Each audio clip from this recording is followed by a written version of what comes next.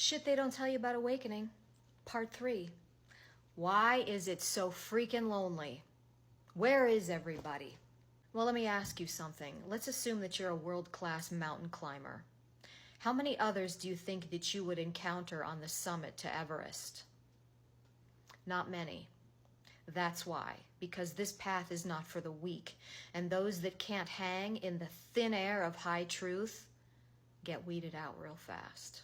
It's a solitary path that you have to walk alone.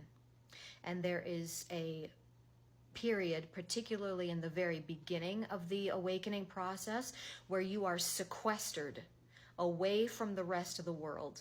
Whether you have a falling out with your family, you no longer gel with your friends, you move to a new city, there's something happens and you're alone. And that's required. Seeing how the process of awakening is the knowing of the true self, awareness can't be distracted in the ways that it had been formerly occupied. You have to be sequestered away. The key to overcoming the loneliness in the awakening journey is to constantly check in with who's lonely.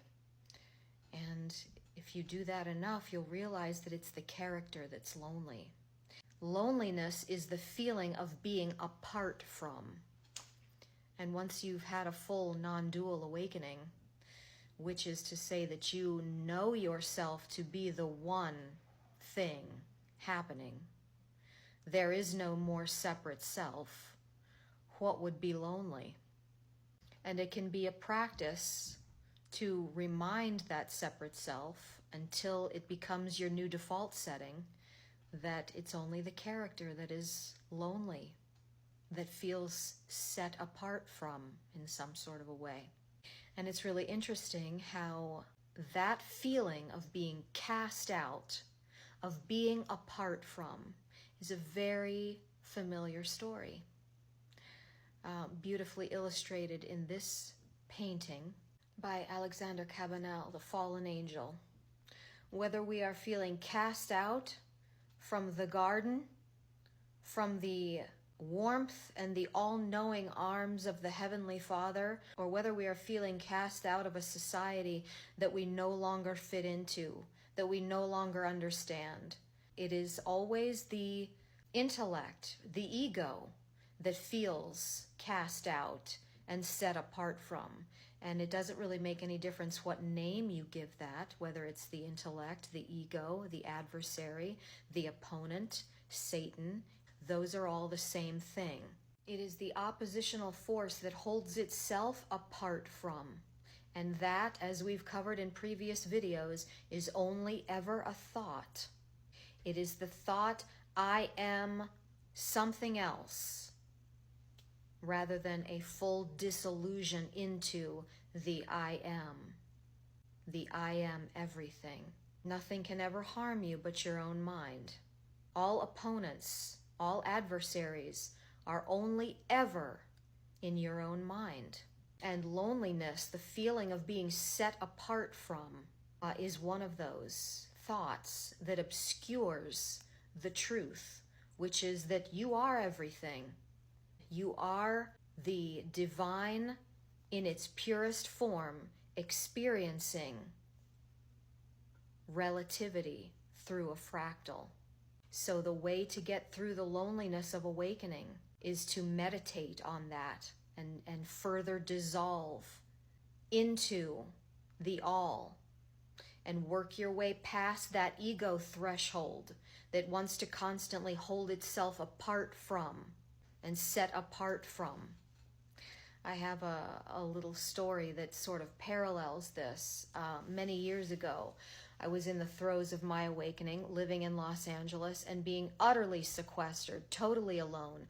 I was very frustrated.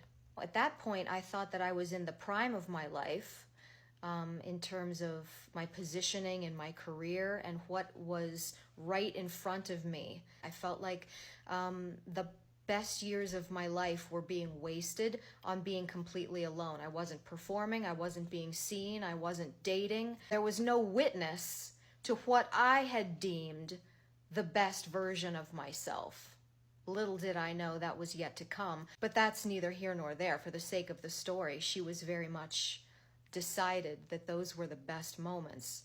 And I remember I was with my dog one evening at the park, and these were the thoughts that were ruminating, how I'm being wasted and how alone I am and no one's bearing witness to this great version of me. And after we left the park, for some reason, I got the intuitive hit to drive the neighborhood that was just adjacent to the park. And I had never done that before. So I did, and I took a turn down one of these streets, and right in front of me was a peacock. And there he is all alone, this beautiful peacock with his massive tail. And he's all alone. And I saw him fly up to a tree to roost for the evening, and there he is, and there I am. And sometimes that's what's required. Sometimes you have to surrender what you think is the very best version of yourself to being cocooned, just like a butterfly. You have to wrap this beautiful thing that you think you want to hold on to. You have to wrap it in a cocoon completely away from the world, invisible, and dissolve yourself completely with the faith that those imaginal cells that comprise that caterpillar will reconstitute themselves into something 10 times greater. And that is always the case. That is always the case. But that takes surrender to the solitude and to the sequestering. The difference between the aloneness, the solitude of the spiritual path, and the thought of loneliness, those are two very different things. And so that's just yet another thing to meditate on. If you're experiencing this and you're going through a period where you are really feeling the loneliness, that's just a thought to look at. It's a threshold to pass through, another level of remembering that you are never alone. You are it. You're it. You're all of it. And the only thing that can ever have you cast out of the blissful, heavenly realm of oneness is the thought of being other than. So I hope this is helpful. I'm sending you all love on your paths. And if you're feeling lonely, I empathize, and I've been there. But you are not alone, my loves. You are the entire functioning. Always remember that. Bye.